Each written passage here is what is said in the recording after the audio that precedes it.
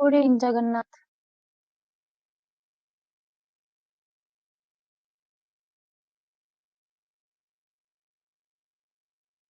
Good evening Vishwajeet. नमस्ते राम लखन। मेरी आवाज आ रही है सबको?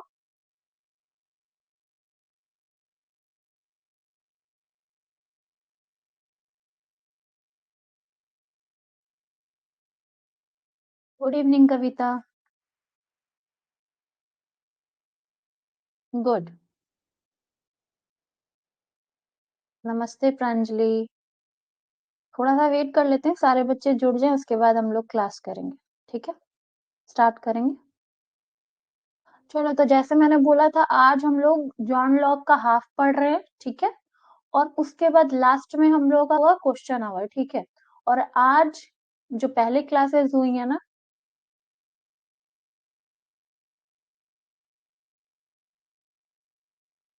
एक सेकेंड ना, जो पहले क्लासेस हो रहे हैं ना, उससे ज्यादा टफ क्वेश्चंस आज मैंने रखे हुए हैं। ठीक है, क्योंकि उस दिन क्या था ना, सिंपल सिंपल क्वेश्चंस रखे हुए थे, बट आज मैंने सिंपल भी क्वेश्चन रखे हुए हैं और टफ भी क्वेश्चन रखे हुए हैं। ठीक है, राम लखन, ये आप जो डाउनलोड नहीं हो रहा है ना, वो तो सर आपको बताएंगे, आप सर को एक बार बता दीजिएगा। ठीक है, आप सर को मैसेज कर दीजिए कि सर मेरी आईडी से पीडीएफ डाउनलोड नहीं हो रहा है, क्या रीजन है, वो सर आपको बता देंगे।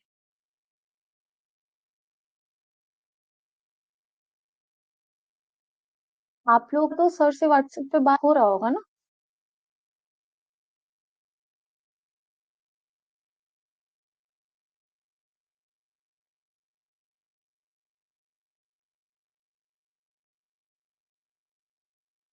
सर ने कोई सोल्यूशन नहीं दिया है कि सर ने बोला कि वेट करने के लिए? आपने कौन सा कोर्स कोर्स लिया था रामलखन? जैसे कोर्स का नाम होता है ना, कौन सा कोर्स लिया था आपने?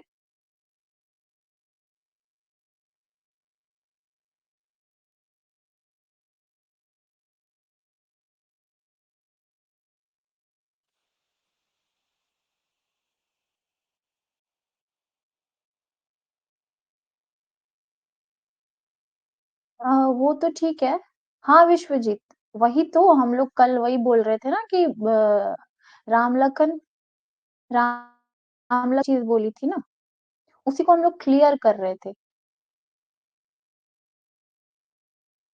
नहीं, मैंने आज पीडीएफ अपलोड नहीं किया है, थोड़ा सा प्रॉब्लम हो गया था। कल मैं ये जो आज की क्लास बनाने के चक्कर में ना, मैंने कल पीडीएफ के कुछ जो पार्ट्स है वो मैंने खुद से डिलीट कर दिए थे,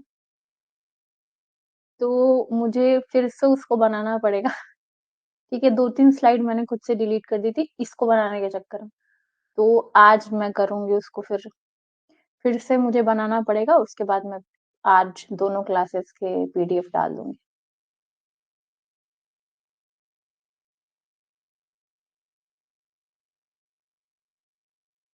रामलखन, क्या है ना कि अभी मैं, अच्छा, आपके जो कोर्स का एक नाम होता है ना, हर कोर्स का एक नाम होता है, वो आप नाम मुझे बताओ, क्योंकि मेरे पे जो शो होगा वही मैं आपको बता पाऊंगी।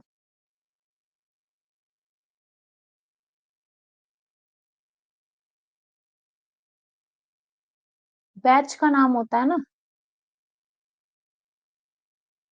या फिर आपका जो कोर्स का प्राइस क्या था?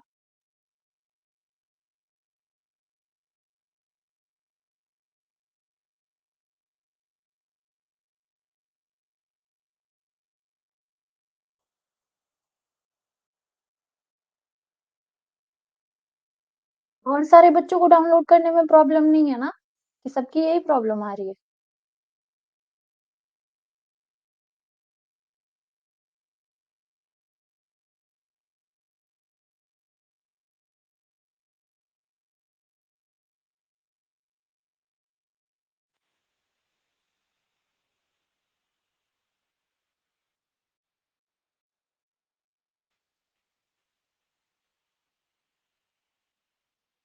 जल्दी जल्दी कमेंट कीजिए ना, फिर अभी सब लोग रुक जाते हैं।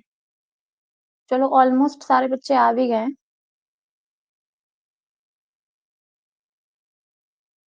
क्लास से कोई नहीं जाएगा, ठीक है? आज भी क्वेश्चन आवर क्लास होगी तो कोई भी रिकॉर्डिंग क्लास बाद में देख लेना, बट ये वाला क्लास अभी साथ में लेना। कोई बात नहीं, राम लखन का को थोड़ा प्रॉब्लम है, उसको सॉल्व करना पड़ेगा। चलो शुरू करते हैं हम, ठीक है। कोई भी बच्चा क्लास छोड़ के नहीं जाएगा, रिकॉर्डेड क्लास देखने से कोई फायदा नहीं होने वाला है, ठीक है। तुरंत आंसर दोगे चैट पे तो वो ज्यादा फायदा करेगा। चलो,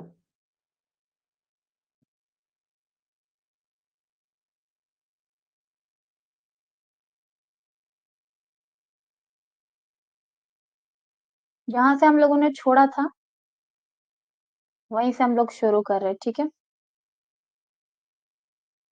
देखो, लॉ के अनुसार जो सरकार स्थापना के बारे में इन्होंने बात की है, ठीक है, गवर्नमेंट के बारे में।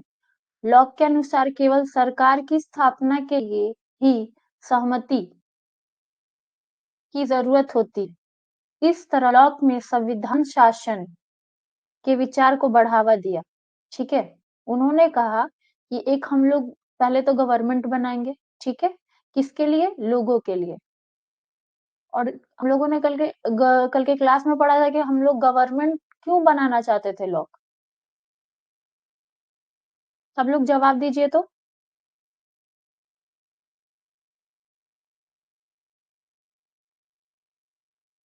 फटाफट जवाब दीजिए, गवर्नमेंट क्यों बनाना चाहते थे।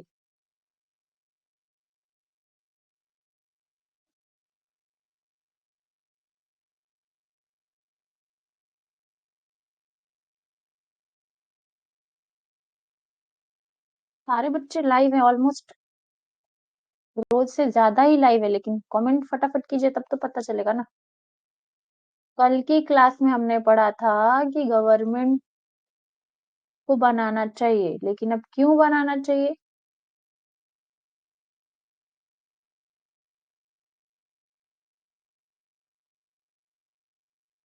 Very good Ram Lakhan. और बच्चे,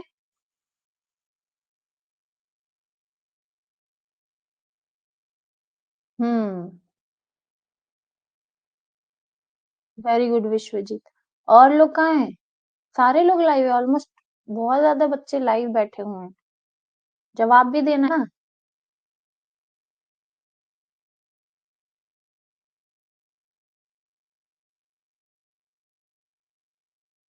वेरी गुड कविता।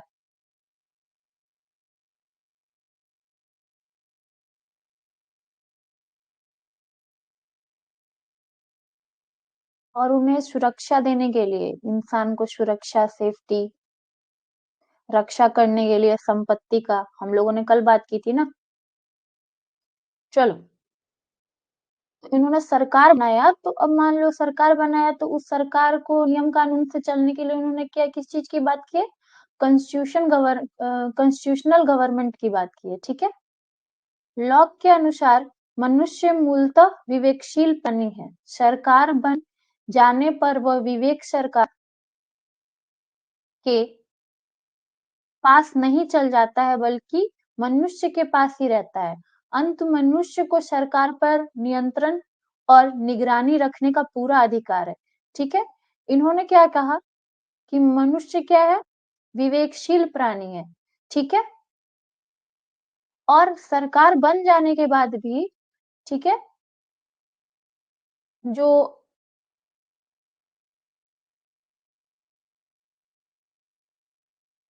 पावर होती है, ठीक है, वो मनुष्य के पास ही रहेगी, ठीक है, सरकार के पास नहीं जाएगी। क्लियर है यहाँ तक। According to law, constant of required only for the establishment of government. In this way, Locke JS has protected the ideas of constitutional government. According to Locke, humans are basically rational beings. Once the culture is formed that this creation does not go to the culture but remains with the human beings only. Therefore, man has full rights to control the monitor of the government. Clear है ये।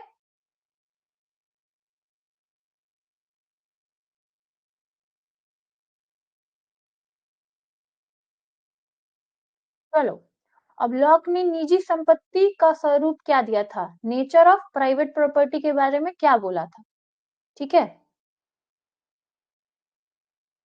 हाँ, उन्होंने व्यक्ति को सरकार से high कर दिया और उन्होंने ये बोला कि जो व्यक्ति होता है वो क्या कर सकता है, नियंत्रण कर सकता है सरकार पे, ठीक है। और पिछले हम लोगों ने क्लासेस में क्या पढ़ा था कि अगर उन्होंने व्यक्ति ही सरकार बनाता है, ठीक है, अपनी रक्षा के लिए, और वो जब देखेगा कि सरकार उनका काम नहीं कर रहे हैं, वो रक्षा नहीं कर पा रहे हैं, तो वो सरकार बदल सकता है।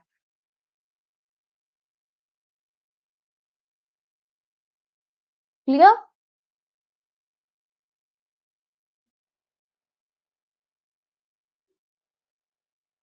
अब उन्होंने निजी संपत्ति का स्वरूप क्या दिया था उसके बारे में बात करते हैं। लॉक ने जीवन, स्वतंत्रता और संपत्ति के अधिकार में मनुष्य के मूल प्राकृतिक अधिकार के रूप में मान्यता दी है, ठीक है। उन्होंने क्या बोला है कि जो राइट ऑफ लाइफ है, राइट और लिबर्टी और प्रॉपर्टी है, right of liberty, right of property, उनको प्राइमरी नेचर बोल दिया है, ठीक है, कि इनको ये अधिकार मिलना चाहिए।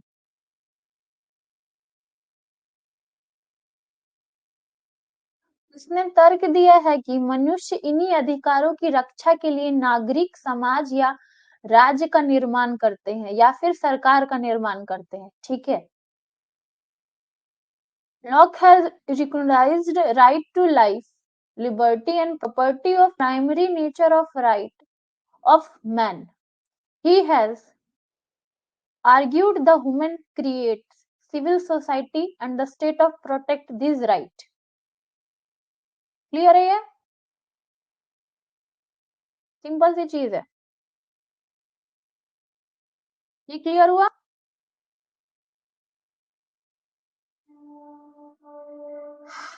सारे लोग जवाब देंगे। गुड। प्राकृतिक अधिकार शब्दावली से दो बातों का संकेत मिलता है। दो बातें उन्होंने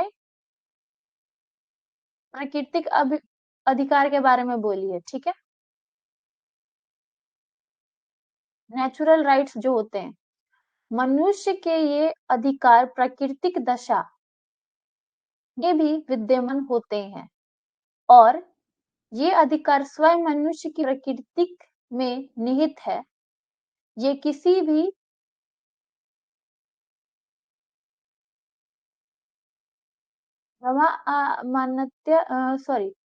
मान्यता पर आश्रित नहीं है, बाहर की मान्यता पे आश्रित नहीं है। इसमें इन्होंने ये बोला है, पहला तो ये बोला है, सीधे इन्होंने बोल दिया है कि जो नेचर होता है, नेचुरल राइट होता है, वो तो पहले प्राकृतिक है, ठीक है। उनके जो भी मनुष्य के अधिकार है वो हमारे नेचर से ही आए हुए हैं, ठीक है, स्टेट ऑफ नेचर ही है, उसी में विद्यमान होते हैं, मतलब आए हुए हैं उसी से। और दूसरा ये है कि ये अधिकार स्वयं मनुष्य की प्रकृति में नहीं है, मतलब वो सीधे सीधे बात ये बोल रहे थे कि जो ये जितने भी अधिकार की बात हो रही है, कौन कौन से अधिकार थे हमारे, कौन कौन से अधिकार अभी हम लोगों ने पढ़े, राइट ऑफ, जल्दी जल्दी टाइप कीजिए।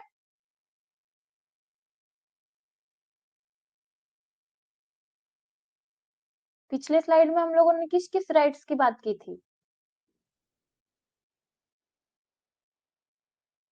जिसे नेचुरल राइट्स मानते हैं लॉक।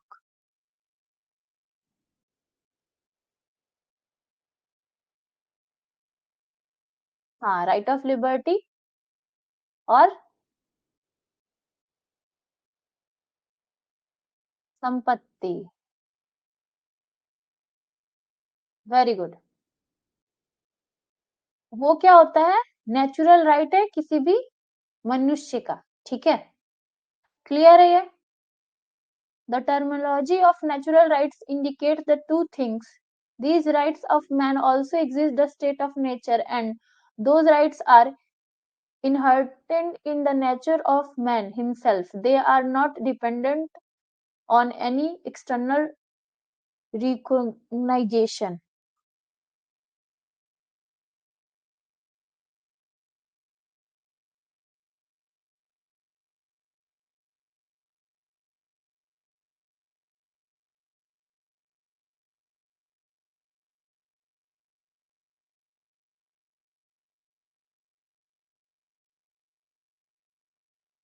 अभी क्या हुआ कि जब लॉक ने ये सारी चीजें बातें बोली, तो जाहिर सी बात है, कोई आपके पक्ष में जाएगा और कोई विपक्ष हो जाएगा।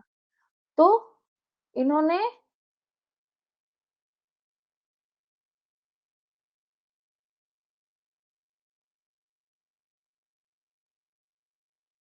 मैकफर्सन नहीं, नाम नोट कीजिएगा, ठीक है। मैकफर्सन ने लॉक के चिंतन में इस विरोधाभास की व्याख्या देते हुए लिखा, ये इन्होंने लिखा है, ठीक है। लॉक यह मानकर चलते हैं कि संपत्तिवान और संपत्तिहीन वर्ग समान रूप से विवेकशील नहीं होते। ये एक दिन आप लोगों में से ही विश्वजीत ने पूछा था और रामलखन ने उत्तर दिया था, ठीक है, कि मध्यवर्गीय मनुष्य कौन होता है, उसी को आज ये बता रहा है। हाँ, विरोध किया और विरोध करके ये लिखा, ठीक है। विरोधाभास मतलब उन्होंने अपनी बातें बताई लॉक के ऊपर, कि लॉक ये मानकर चलते हैं कि संपत्तिवान और संपत्तिहीन वर्ग जो भी होते हैं वो समान नहीं होते, ठीक है। समान रूप से वो विवेकशील नहीं होते, उनके पास दिमाग नहीं होता सीधे। संपन्न लोग यह समझने में समर्थ होते हैं कि उनकी वर्तमान संपत्ति और भावी संचय की रक्षा में ही उनका हित निहित है, और इस हित की सिद्धि के लिए शांति और व्यवस्था आवश्यक है। इस तरह लॉक के अनुसार वास्तव में बुजुर्गा या मध्यवर्गीय मनुष्य ही विवेकशील होता है।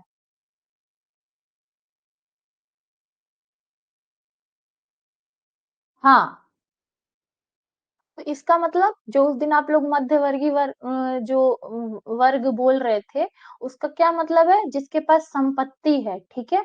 और वो क्या करता है, उन इन्होंने लॉक ने क्या बोला कि ये लोग क्या होते हैं, बुद्धिमान होते हैं, विवेकशील होते हैं, और ये कभी भी शांति चाहते हैं। क्यों शांति चाहते हैं? क्योंकि इनकी संपत्ति की रक्षा हो सके। सेम बुजुर्गा का अर्थ होता है मध्यवर्गीय, इंग्लिश में भी वही बोला जाता है, मतलब जिनके पास ज्यादा पैसा हो।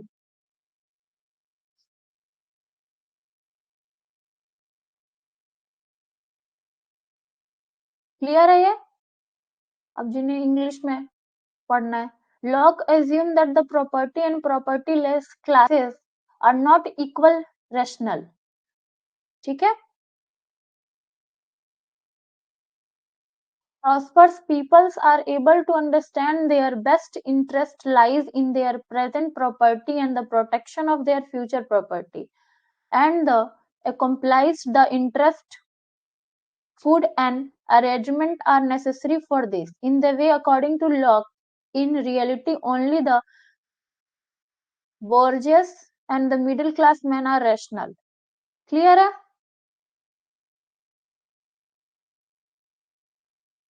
सबको क्लियर है? एक बार सब लोग बोलो। पर इनका नाम, मैकफर्सन का नाम याद रखिएगा, क्योंकि स्टेटमेंट ऐसे ही आ जाएगा कि ये किसने स्टेटमेंट दी थी लॉक को लेकर, ठीक है। और दो चार नाम दे देंगे तो आप लोग कंफ्यूज हो जाओगे। सब लोग एक बार बोलेंगे क्लियर है।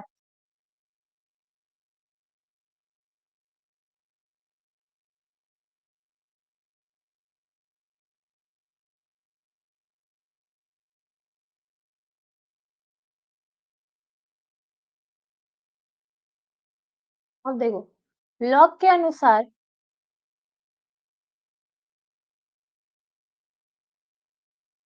हाँ,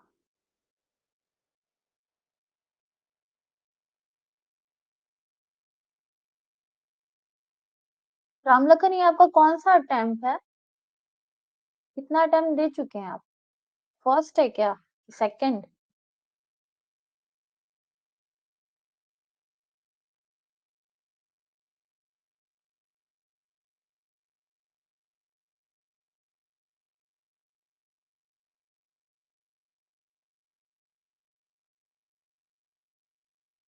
इस बार जेआरएफ निकलने वाला है ना।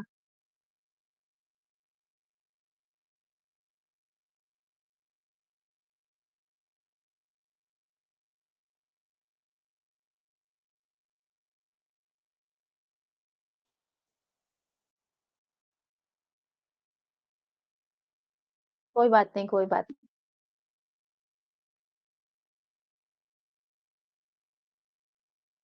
आप क्या करो ना, ऑलमोस्ट, क्योंकि मुझे लगता है कि आप तैयारी कर रहे हो अच्छे से, तो आप एक बार क्वेश्चन पेपर भी, जैसे कि फर्स्ट पेपर आप पढ़ाई कर रहे हो, सेकंड पेपर का भी आप जो बुक्स होते हैं ना प्रीवियस ईयर या फिर क्वेश्चंस होते हैं, उसको आप थोड़ा मॉक टेस्ट लगाना शुरू करो।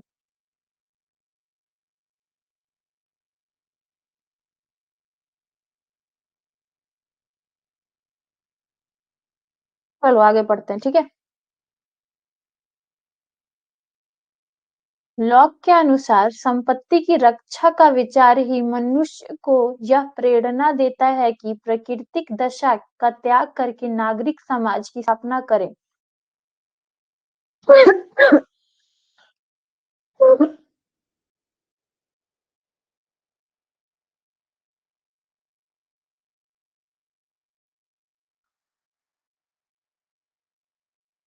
इसमें क्या बोल रहा है कि लॉक कहते हैं कि मनुष्य नागरिक समाज की स्थापना कब क्यों करता है, क्योंकि उसे संपत्ति की सुरक्षा का विचार अपने मन में लाना चाहिए और जो प्राकृतिक दशा है उससे बाहर निकल के नागरिक समाज की स्थापना करनी चाहिए।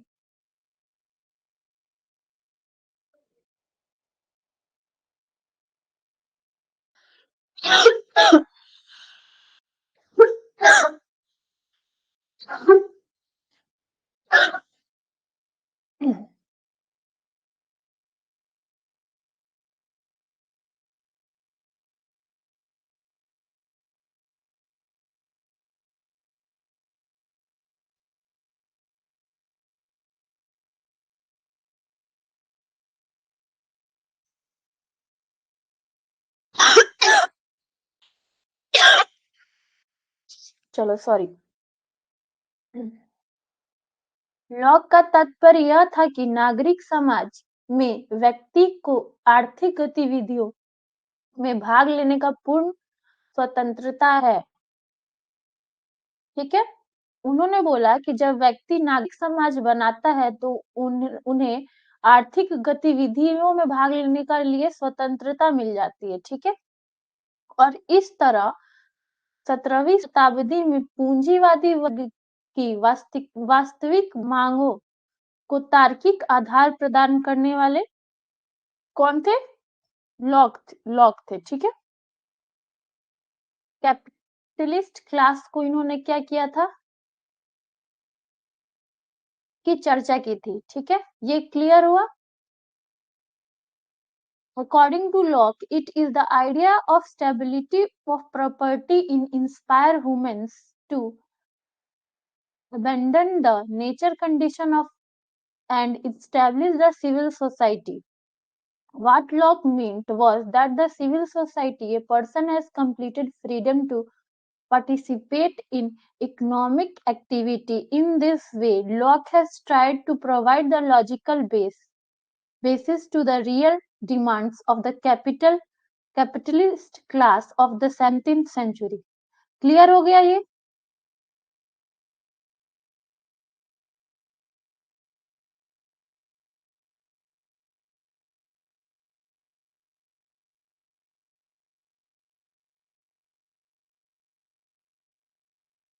अब लोग, अभी मैं जब पूछूं क्लियर हो गया तो एक बार क्लियर क्लियर बोल दो।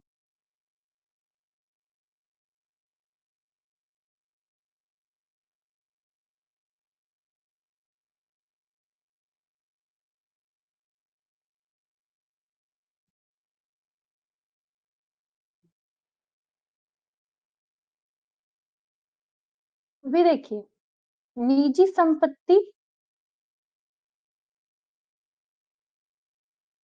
औचित्य, ठीक है। जस्टिफिकेशन इन्होंने प्राइवेट प्रॉपर्टी पे क्या दिया था उसी के बारे में बात करी। एक ही चीज है, एक ही वर्ड, मतलब एक ही सेंटेंस में कंप्लीट हो जाएगा ये। इन्होंने निजी संपत्ति के बारे में क्या बात की थी? प्राकृतिक संसाधनों के साथ अपना श्रम मिलाकर व्यक्ति जो कुछ अर्जित करता है वह उसकी निजी संपत्ति, प्राइवेट प्रॉपर्टी बन जाती है, ऐसा लॉक मानते थे। By combining his labor with natural resource, a person earns something, it becomes his private property. ठीक है, बहुत आसान है। प्राइवेट प्रॉपर्टी के बारे में उन्होंने क्या बोला, ठीक है, और इसमें कुछ क्लियर करने वाला है नहीं, ये ऑलरेडी क्लियर है।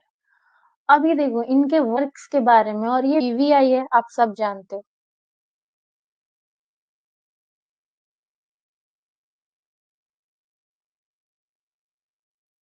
इन्होंने क्या किया था, इन्होंने 35 बुक्स लिखे थे,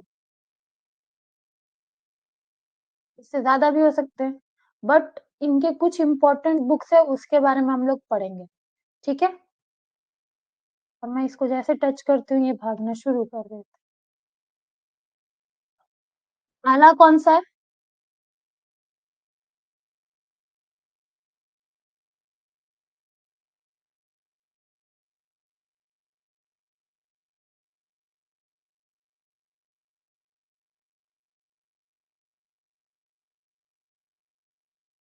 लेटर ऑन टॉलरेंस, जो इन्होंने क्या किया था, 1689 में लिखा था, ठीक है। और ये बुक इन्होंने 4 निबंध इसके लिखे हैं। पहला, और ये याद रखिएगा, 1689 में, 1690, 1692, 1704 में, ठीक है। और किसको पता है ये बुक किसके ऊपर था?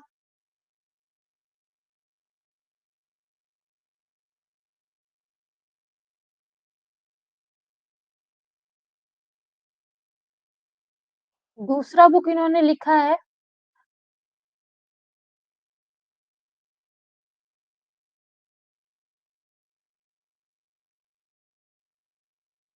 ट्रीटीज ऑन सिविल गवर्नेंस 1619 में इन्होंने लिखा था, ठीक है।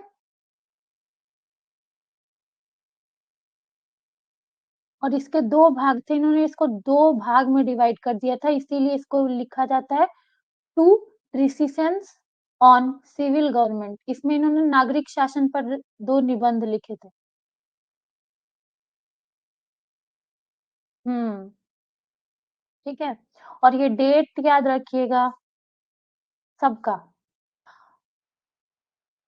पहला उन्होंने क्या लिखा है, रिफ्यूटिंग फिल्मर पर, और second, develop the social contract of origin of state, ठीक है। पहली संध्या फिल्मर का खंडन करती हुई, और दूसरी संध्या राज्य की उत्पत्ति पर सामाजिक अनुबंधन। ये बस याद करने वाली चीज है। तीसरा बुक इन्होंने लिखा है, एसे concerning human understanding which deals with the empirical theory, और ये 1690s में इन्होंने ये लिखा था। मनोविज्ञान के आधार पर इन्होंने लिखा हुआ है, ठीक है, इस बुक को मानवीय ज्ञान के ऊपर।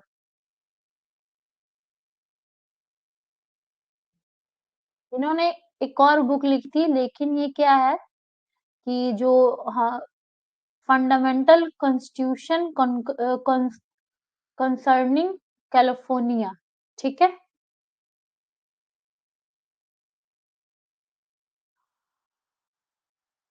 लेकिन इस बुक का इसीलिए हम लोगों ने टाइम पीरियड नहीं लिखा है, क्योंकि इस पे इन्होंने क्या किया था, second treatise on civil government की बात इसमें इन्होंने, इसी बुक में इन्होंने लिखी है, ठीक है।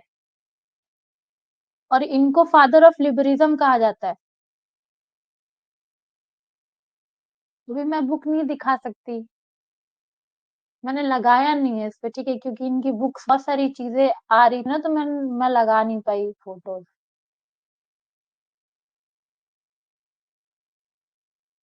हम्म, बिल्कुल, नाम बस याद रखना है, ठीक है। और ये क्या है, father of politic philosopher philosophical liberalism, ठीक है।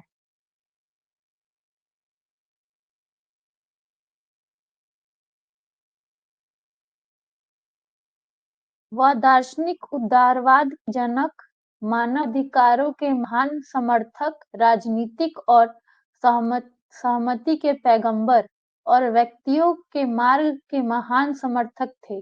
उनकी राजनीतिक दर्शन गौरवशाली क्रांति की रक्षा के एकमात्र उद्देश्य के साथ 2 निबंधों में निहित था।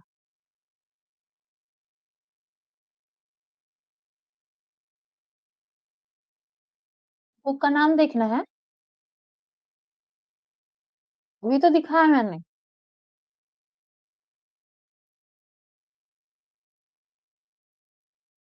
ये एक बुक है।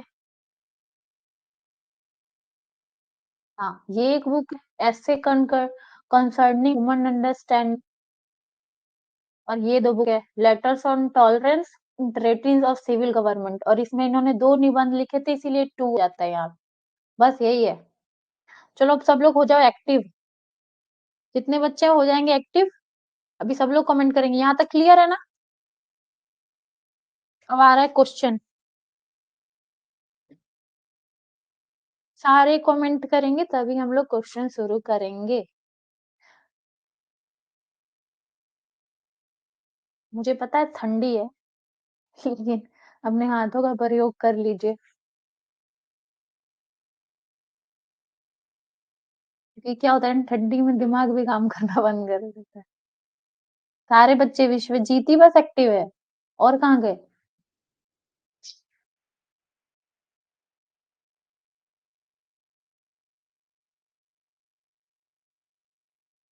भी नहीं, सबको बोलो कि सारे कमेंट करेंगे।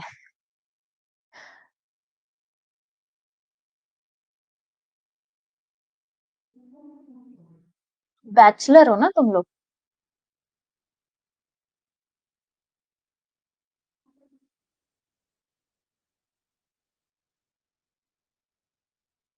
और लोग कहाँ है? प्रांजलि?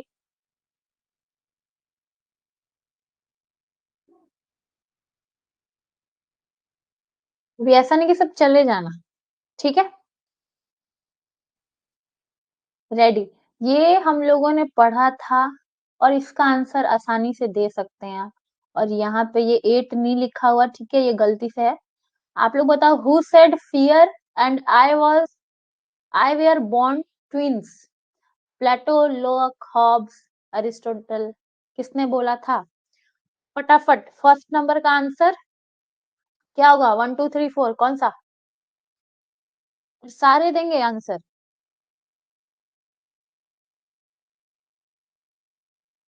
हम्म,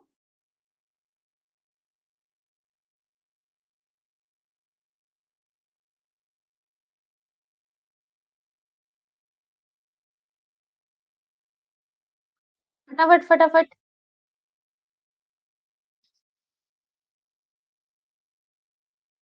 2 बार नहीं देने की जरूरत है, मुझे देख लिया, मैंने देख लिया 3 नंबर। और भी बच्चे हैं ना, वो लोग भी दे दे। कविता? Very good. ठीक है, आपका आंसर सही है। इसका होगा हॉब्स, क्योंकि हम लोगों ने पढ़ा था, और मैंने ये बोला भी था, और ये क्वेश्चन आ चुका है, ठीक है?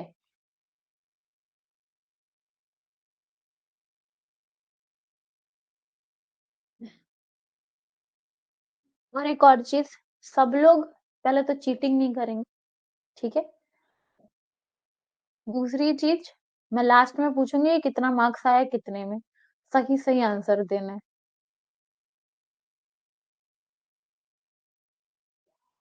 Who gave the? इसका आंसर बहुत लोगों को नहीं पता होगा। Who gave the concept of separations of powers related to different from the government?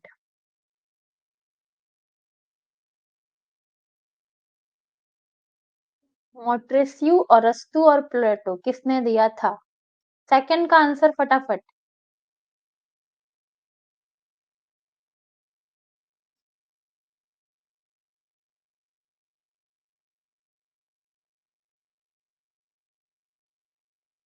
आता है?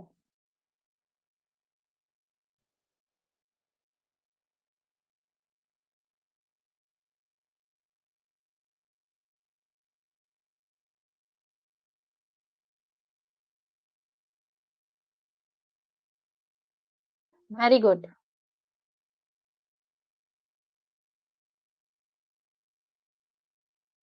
फर्स्ट होगा इसका आंसर।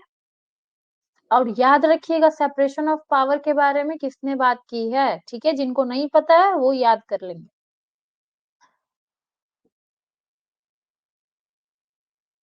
Third, very good.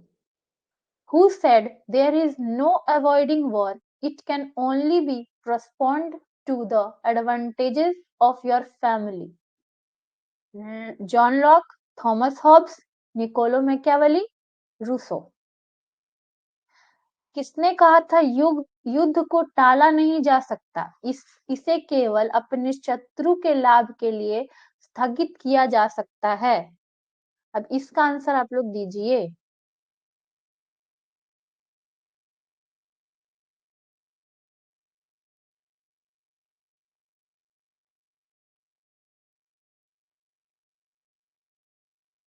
सारे बच्चों का आंसर आना चाहिए। एक,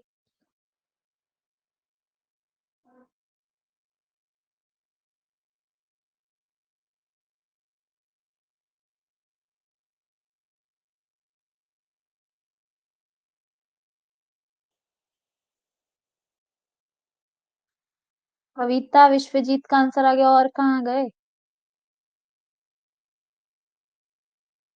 राम लखन का भी आंसर आ गया, और बच्चे? प्रांजलि का भी आ गया, और?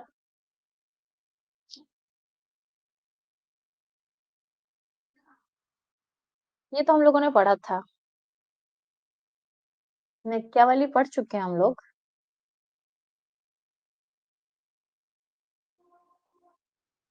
3।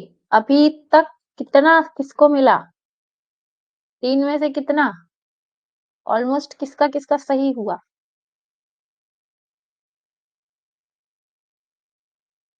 अभी तो सिंपल लग रहा होगा ना, हलवा। अरे ये मेरे बाएं हाथ का कमाल है।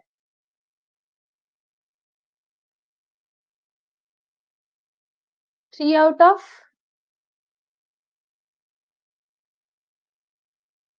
Very good Vishwajeet.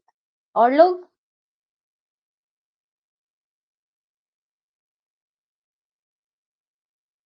जब आंसर सही होने लगता है ना, वेरी गुड राम लखन, तब ना अंदर से ऐसा आता है कि बस मैंने तो जग जीत लिया। वही वाली फीलिंग आ रही है ना अभी, कि लगता है अब मैं पढ़ रहा हूँ। वेरी गुड कविता, वेरी गुड जगन्नाथ, चलो। Very good Pranjali. चलो अब चौथा। Which of the following is not a key feature of Hobbes' nature of man? इसमें बोला है not a, okay?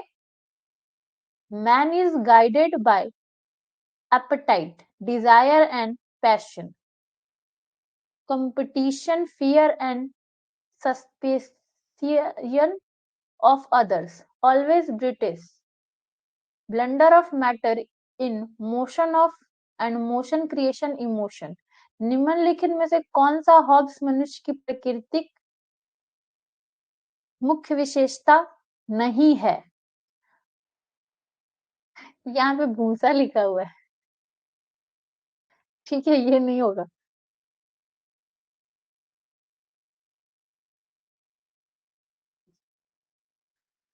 इच्छा और जुनून से निर्देशित होता है, प्रतिस्पर्धा, डर और दूसरे को संदेह, सदैव पार्श्विक गति और गति में पदार्थ और बंडल भावनाओं से निर्माण करता है।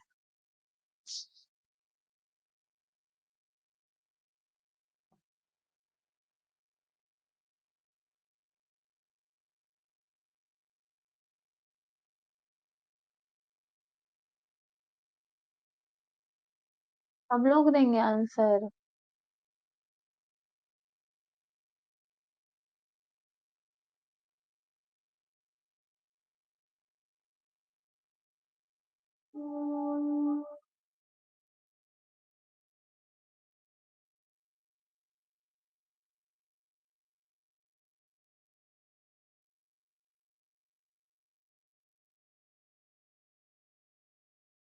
कहाँ से इतना स्लो हो जाते हो ना, कभी कभी सो जाते हैं सब। स्लो।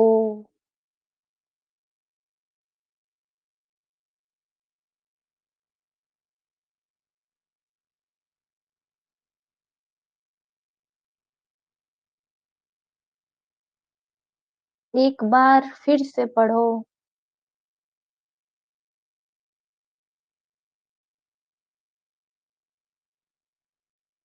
अच्छा, ये ऑलवेज ब्रिटिश किसने बोला था? ब्रिटिश, ये भी लिखना।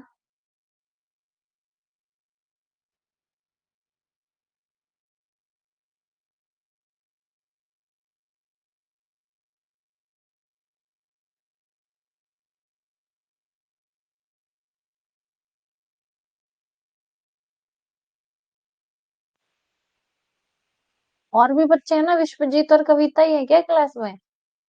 सो गए सारे?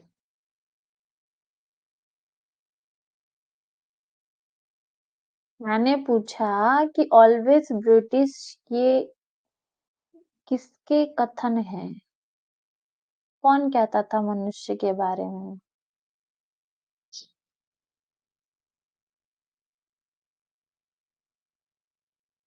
क्लासेस में हम लोगों ने पढ़ा था ना।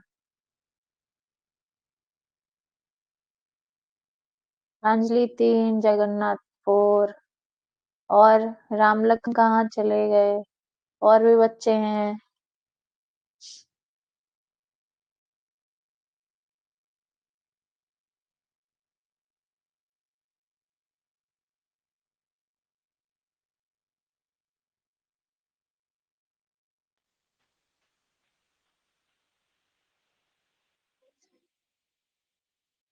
ऑलवेज ब्रिटिश ये किसके कथन थे? कि जो मनुष्य है वो बहुत ज्यादा क्या होता है? शाश्विक होता है, निर्दयी होता है। किसके कथन थे? टाइप कीजिए।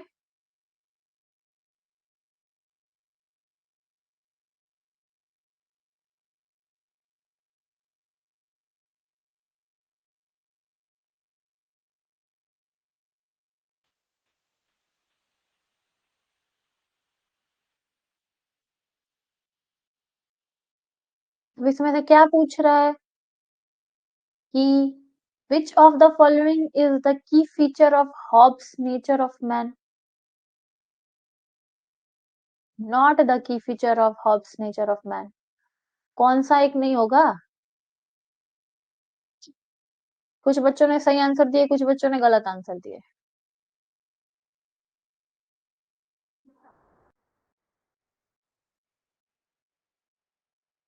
मैं बताऊं?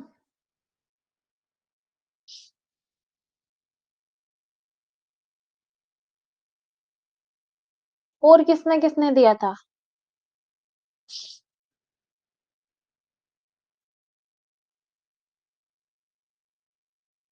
और किसने किसने दिया था?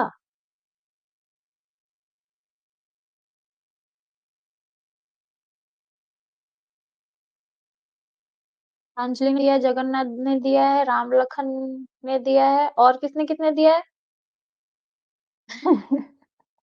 विश्वजीत, आपने भी बदल लिया क्या? और ही होगा इसका आंसर। ये तो उन्होंने बोला ही है, ये तो उन्होंने पक्का बोला है, थर्ड नंबर। है ना? हाँ, थर्ड तो उन्होंने बोला ही है, इसीलिए मैंने इस पे जोर दिया है कि ये किसने बोला है। गुड। चलो।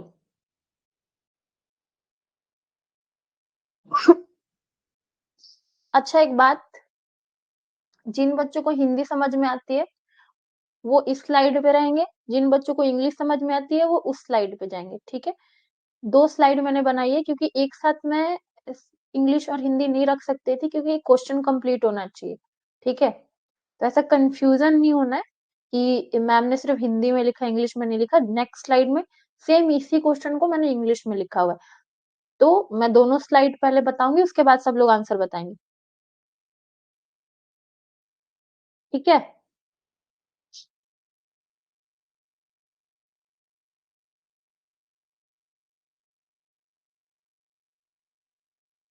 अरस्तू की राजनीति में वह संविधानों को कैसे वर्गीकृत करते हैं और इस वर्गीकरण के लिए वह किसी मानदंड का उपयोग करते हैं। किस मानदंड का उपयोग करते हैं? वो उन्हें दो भागों में वर्गीकृत करते हैं।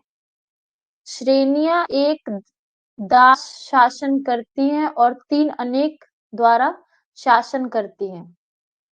वह उन्हें आर्थिक प्रणालियों के आधार पर वर्गीकृत करते हैं, पूंजीवादी, समाजवादी और साम्यवादी। तीसरा, वह उन्हें प्रदान की गई स्वतंत्रता से जोर के आधार पर विभाजित करते हैं, राजनीतिक स्वतंत्रता, आर्थिक स्वतंत्रता और नागरिक स्वतंत्रता। वह उन्हें सामान्य और विचलित रूपों से अलग करते हैं, कसते हैं हो जाएगा, और प्रत्येक रूप से वो नियम के आधार पर विभाजित करते हैं। अब आप लोगों ने ये वाला स्लाइड पढ़ लिया?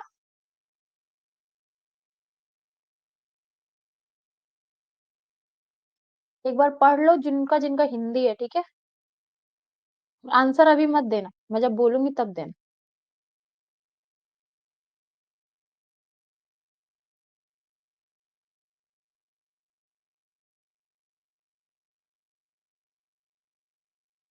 अब देखो, जिनके लिए इंग्लिश है वो, मैं बैक करती हूँ पहले इंग्लिश वाला। जिनका जिनका इंग्लिश में है वो अपना पढ़ लो। In Aristotle politics, how does he categorized constitutions and what criteria does he use for the classification? He classified them into two categories. अभी जिनका इंग्लिश है वो स्क्रीनशॉट मार लो ना, जिनका हिंदी है वो भी मार लो। Rule by one and rule by many. He categorized them based on economic system, capitalist, socialist and communist. He divides them based on emphasis of freedom, provided political freedom, economic freedom, and civil freedom. He distinguishes them into the two normal and dividend form of future, further divides into the depending on their rule by. अच्छा ठीक है, चलो चीजें वही लिखी हुई हैं, बताओ। आराम से पढ़ो और आराम से बताओ। देखो अब सोचो ही, उतने देर से पता है चीजें हम लोग को क्या मिल रही थी? नॉर्मल मिल रही थी। अभी क्या हुआ? हार्ड।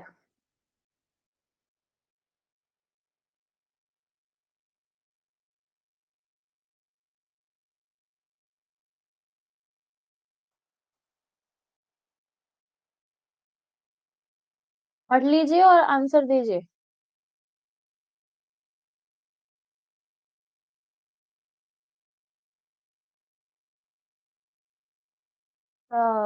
किसमें नहीं होता, मतलब हिंदी में नहीं होता? तो आप वेट कर लीजिए, जिनका जिनका हिंदी है, जो हिंदी में जिनको जिनको समझ में आता है, वो क्या करे कि पहले रिप्लाई दे दे।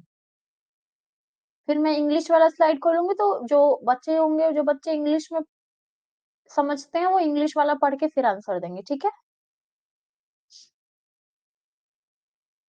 अभी अभी एक साथ अगर मैं करती ना तो दोनों समझ में नहीं आता। क्वेश्चन तो सब रखने पड़ेंगे ना। विश्वजीत ने दे दिया, और लोग जो है जल्दी जल्दी फटाफट दीजिए, जिनका हिंदी है।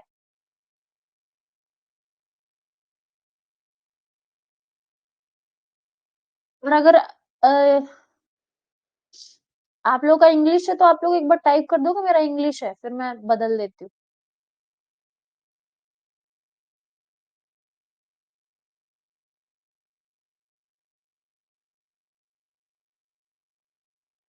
देखो हिंदी इंग्लिश तो जगन्नाथ का इंग्लिश है, और किसका क्या इंग्लिश है एक बार मुझे क्लियर कर दो तो, क्योंकि फिर उस हिसाब से स्लाइड पर टाइम दिया जाएगा ना।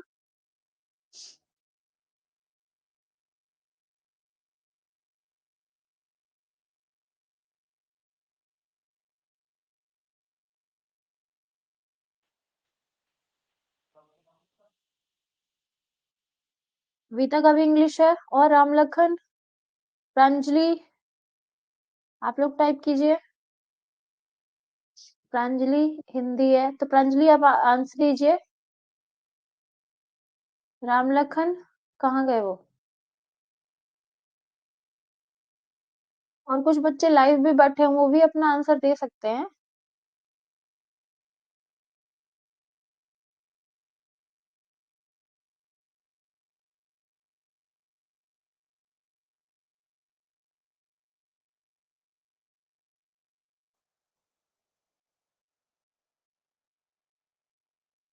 राम लखन आपका हिंदी है या फिर इंग्लिश है, पहले आप ये तो बताओ।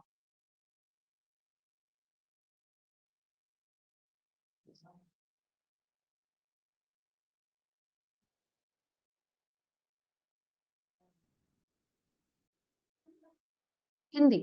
ठीक है। अब आप थोड़ा ध्यान से पढ़ना, ठीक है, क्योंकि ये गलत हो सकता है।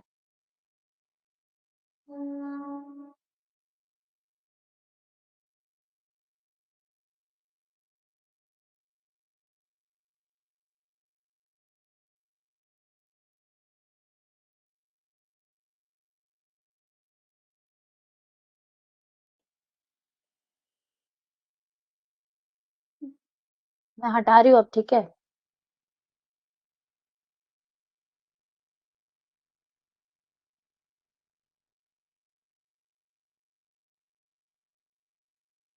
अरस्तू की बात हो रही है।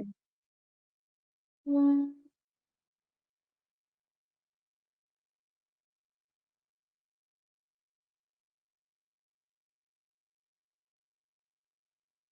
sorry। अब ये इंग्लिश वालों के लिए आप लोग पढ़ लो, ठीक है। और अब एक साथ सब लोग आंसर देना। मैंने पहले भी बोला कि अरस्तु ने ये बोला है।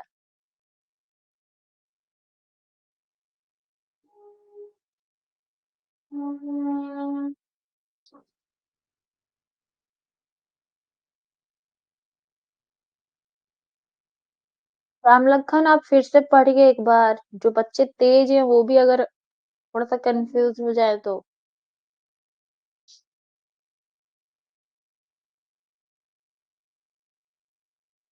अभी चलिए फटाफट, अब हो गया, टाइम बहुत हो गया। अब बताइए जल्दी जल्दी। सब लोग एक बार अब आंसर देना शुरू कीजिए।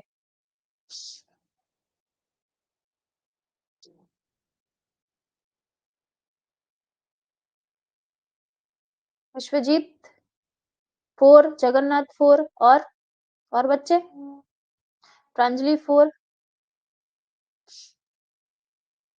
सारे फिर से देंगे। कविता 2।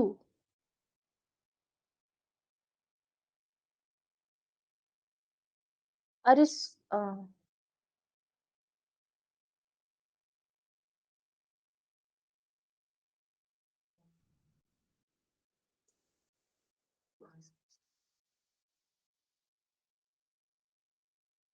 फोर ही होगा ना, आंसर है इसका 4। अभी देखो, अरस्तु के टाइम पे वो पॉलिटिकल फ्रीडम, इकोनॉमिकल फ्रीडम और सिविल फ्रीडम की तो बात ही नहीं करते, वो तो पहले फ्रीडम की बात ही नहीं करते थे। तो फिर कंफ्यूजन किस बात का, थर्ड में कंफ्यूजन क्यों होना। कविता 2।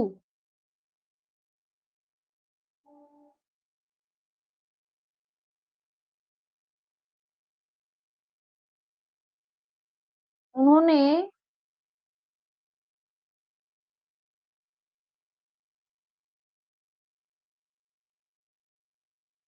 आप ही बताओ, अरस्तु ने कैपिटलिस्ट, सोशलिस्ट और कम्युनिस्ट के बारे में बात की थी?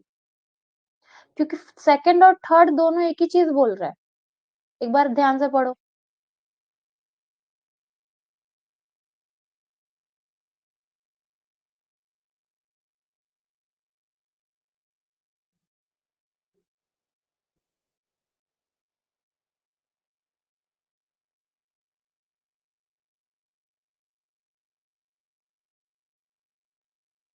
अरस्तु तो बहुत पुराने हो गए ना।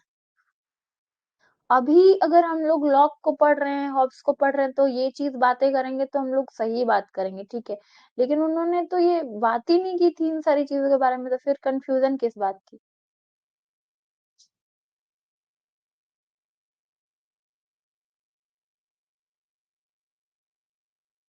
क्या हुआ राम लखन, क्लियर हुआ?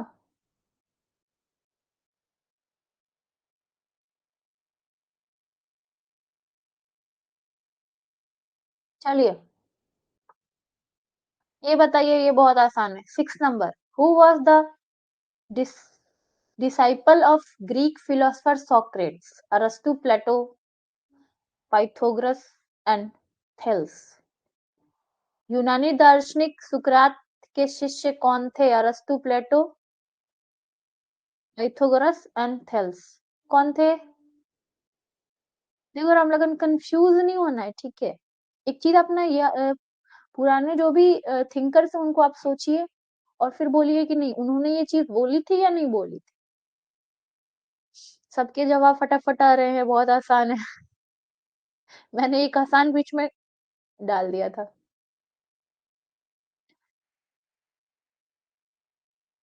चलो, इसका आंसर सबको पता है, प्लेटो। सबका सही होगा। अब 7। वेरी गुड, सबका सही है आंसर। जिसका भी 2 है वो सही है। मेन मसला आ गया, और ऐसे ही क्वेश्चंस बहुत ज्यादा देखने को मिलते हैं हम लोग के एग्जाम्स में। ठीक है, तो इसके लिए बी रेडी। मैं जानना चाहती हूँ कि अब किसका किसका सही होगा, क्योंकि क्या होता है ना, सबसे ज्यादा कंफ्यूजन मुझे भी हुआ था और ऑलमोस्ट सारे बच्चों को इसी में कंफ्यूजन रहता है। मनुष्य और सरकार की प्रकृति पर उनके दार्शनिक को मिलान करना है, ठीक है। दार्शनिक हॉब्स है, रूस है, हेगल है, मैरी वॉनक्राफ्ट है, और इन्होंने मनुष्य और सरकार की प्रकृति के बारे में बात की है। अब ये लोग आप लोग पढ़ोगे, ठीक है, क्योंकि मैच दी फॉलोइंग है। ए नंबर है, 1 है, 2 है, 3 है, और जिनका अभी हिंदी है वो अभी देख लो, फिर मैं इंग्लिश लगाऊंगी, वो भी देखेंगे, लास्ट में आंसर देंगे।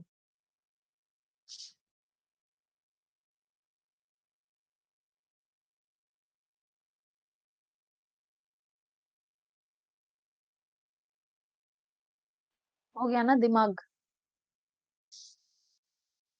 बचपन में हम लोग को मैच दी फॉलोइंग अच्छा लगता था।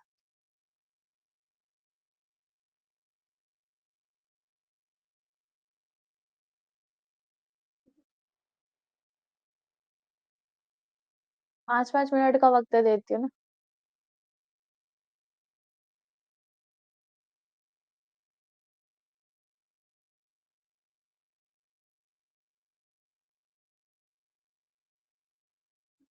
एक बार जिनका हिंदी इन्होंने पढ़ लिया वो बोल देंगे कि मैम हो गया। ये नहीं कि मैं यहीं पे रुकी रहूं। ठीक है, एक आंसर आ गया। एक किसी का और हिंदी है।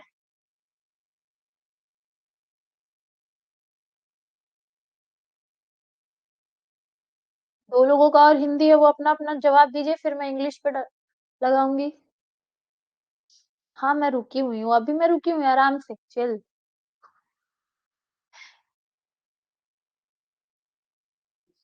और एकदम आराम से आंसर देना है, ठीक है। और जिनका इंग्लिश में है, वो भी थोड़ा सा वेट कर ले, तब तक कोशिश करें, क्या पता समझ में आए। प्लस पॉइंट है ना, उनको ज्यादा टाइम मिलेगा।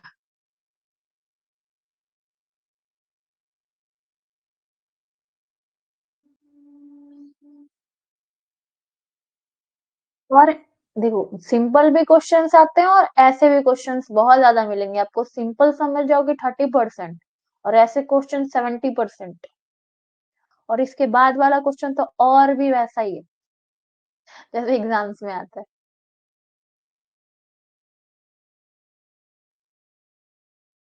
हर टाइप के क्वेश्चन बनाने ना हमें, सिंपल सिंपल बनाते रहेंगे तो फिर एग्जाम में बोलोगे कि मैम आप तो सिंपल बता रही थी, ये इतना हार्ड कैसे आ गया। थोड़ा सा जल्दी करना, इंग्लिश वालों का टाइम ही नहीं आएगा।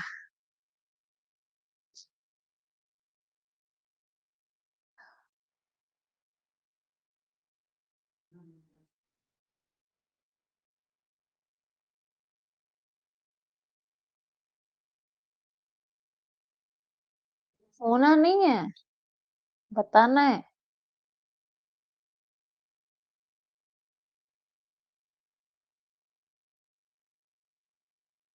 2 मिनट में और दूंगी, फिर मैं स्लाइड चेंज कर दूंगी।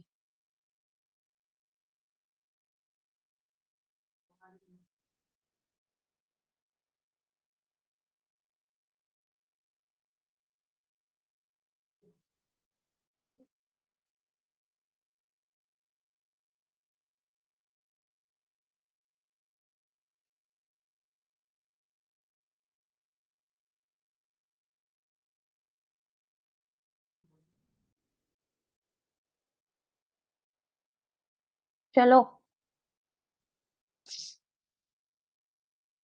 बताइए आंसर। मैं चेंज कर रही हूँ स्लाइड।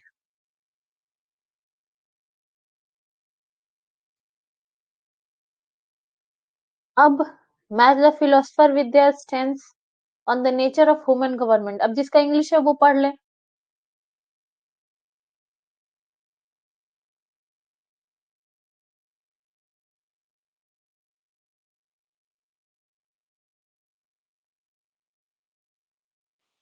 अच्छा वो मैं देख ले रही हूँ।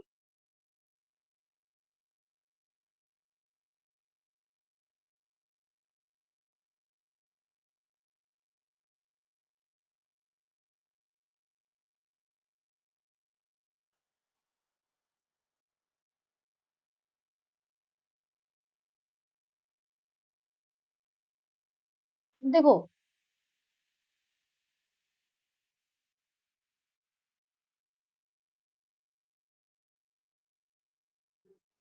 आप लोग पढ़ो इंग्लिश वाले, एक सेकंड में देख लो।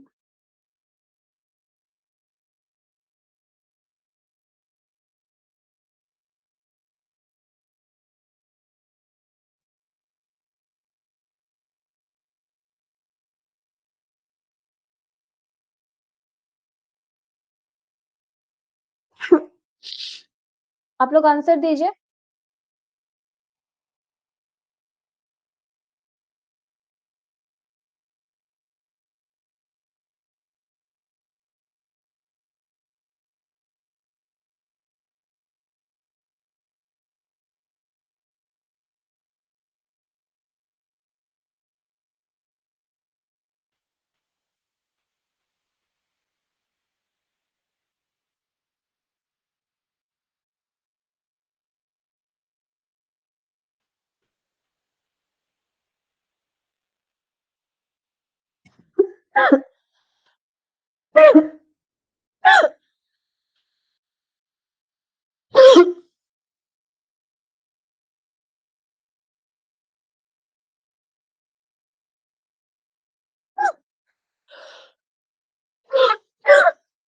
सही है रामलखन।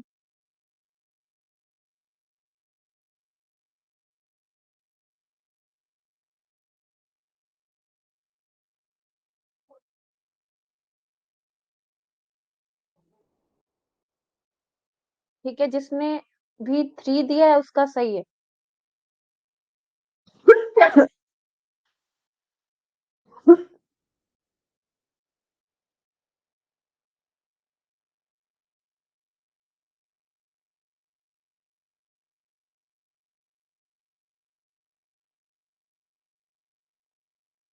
देखिए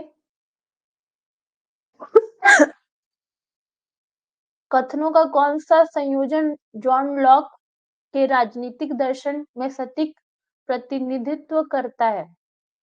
पहला, व्यक्तियों के पास जीवन स्वतंत्रता संपत्ति सहित प्राकृतिक अधिकार है। दूसरा, प्रकृति की स्थिति अराजकता और क्रूरता की विशेषता है।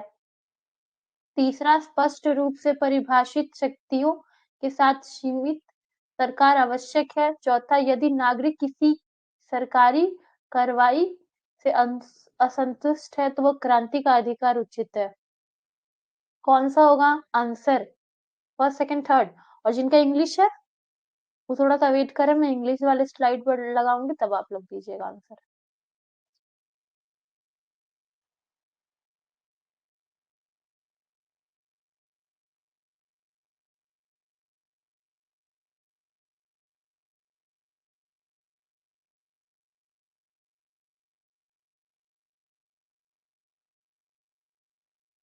हो गए?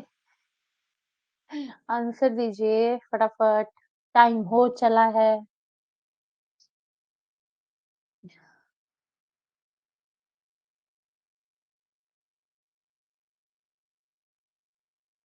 चेंज कर दो स्लाइड।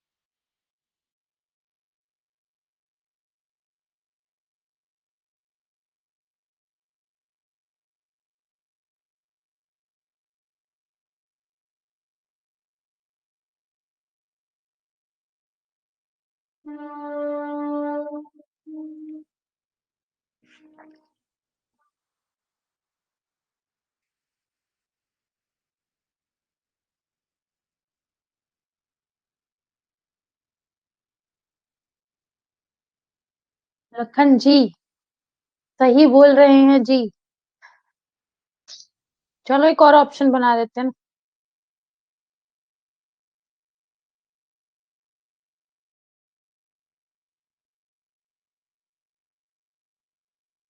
तो बताओ। अरे अरे।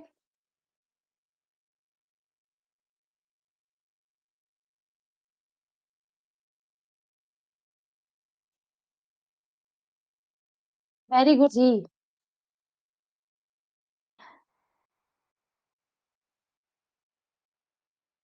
हो गया। इंग्लिश।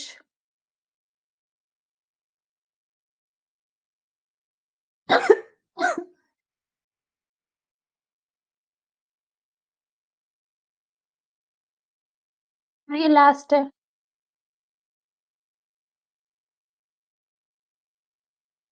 फटाफट आंसर दीजिए।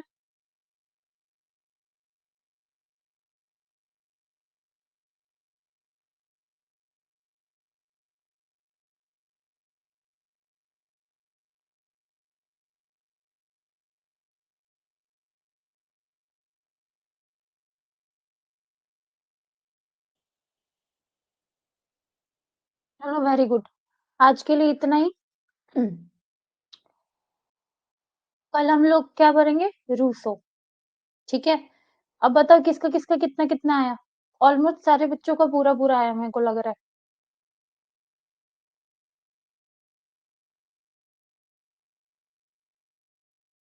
Very good Vishwajeet. और राम लखन प्रांजलि जगन्नाथ वेरी गुड।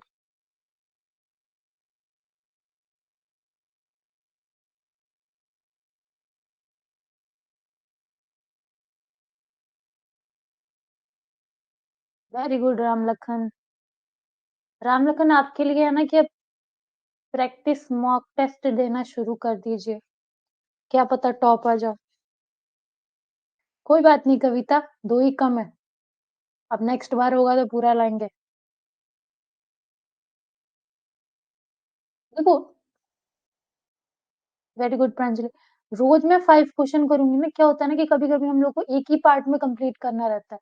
तो इतने सारी चीजें रहती है ना कि हम लोग कंप्लीट नहीं कर पाते। और उसके साथ साथ क्या होगा ना कि आप लोग।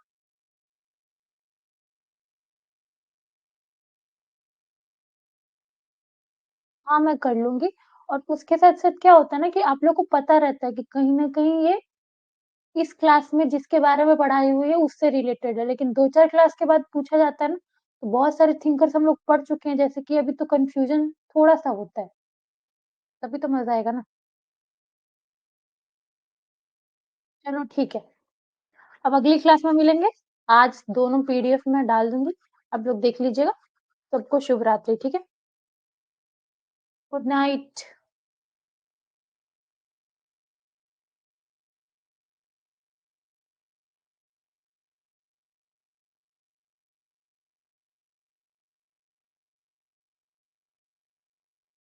शुभ रात्रि।